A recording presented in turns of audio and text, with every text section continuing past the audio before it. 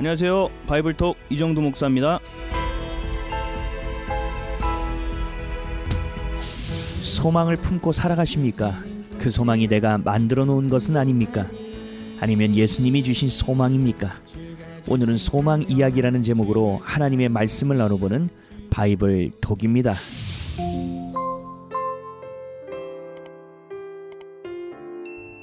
극심한 절망과 너무나도 깊은 상실감 가운데서도 비집고 다시 일어나 사랑할 수 있는 이유는 소망이 있기 때문입니다. 어떠한 낙심 가운데서도 다시 삶을 살아낼 수 있는 이유도 소망이 있기 때문입니다. 그리스도인이 말하는 소망은 세상의 것과는 많이 다릅니다.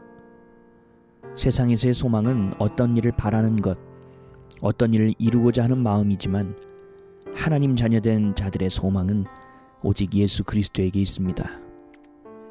단순히 무언가를 바라는 것이 아니라 예수님만을 신뢰하고 의지하며 믿는 것을 소망이라고 합니다.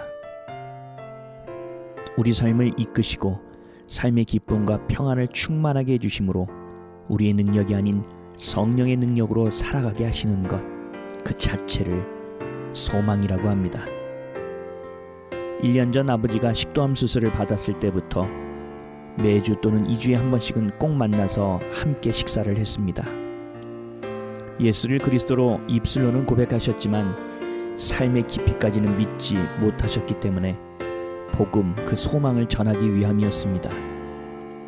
만날 때마다 했던 이야기, 또 이번에 병상에 누워 계실 때 했던 이야기는 온통 소망에 대한 것이었습니다.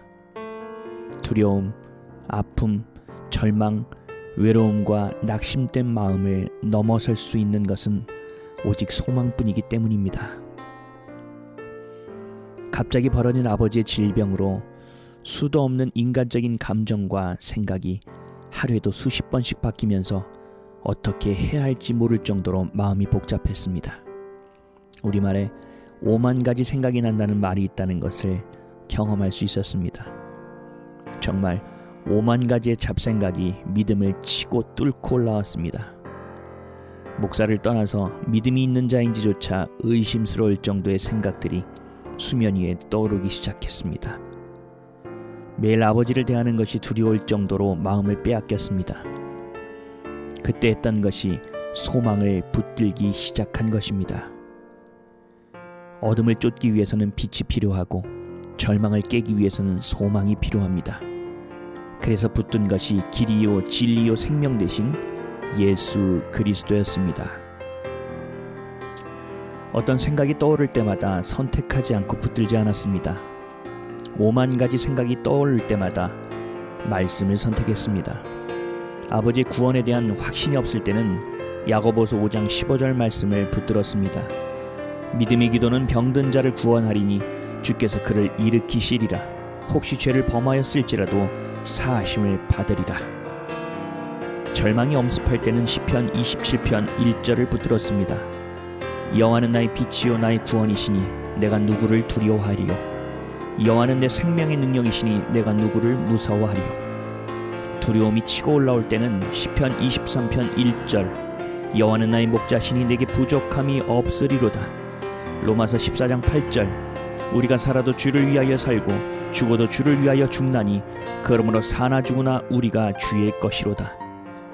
때마다 내 감정과 환경, 생각을 선택하지 않았습니다. 철저히 하나님의 말씀, 소망만 붙들었습니다. 예수 그리스도만이 내 힘이라는 것을 고백하고 선포했습니다. 5만 가지의 생각이 올라올 때 5만 가지의 말씀을 읽고 암송했습니다. 내 마음뿐 아니라 아버지의 귓가에도 같은 말씀을 선포해드렸습니다. 말씀을 붙들고 아버지의 영혼을 붙들었습니다. 믿는 자의 힘은 소망에 있습니다. 천국을 소망하는 것을 넘어 이 땅에서의 삶조차도 주시는 소망 없이는 살아갈 수 없습니다. 세상에서는 소망을 단 한 점도 찾을 수 없다는 것을 기억하시고 소망이 하나님을 붙들고 진리를 선택하는 오늘 되시기를 예수 그리스도의 이름으로 기도드립니다. 오늘의 성경 말씀입니다. 소망이 하나님이 모든 기쁨과 평강을 믿음 안에서 너희에게 충만하게 하사 성령의 능력으로 소망이 넘치게 하시기를 원하노라.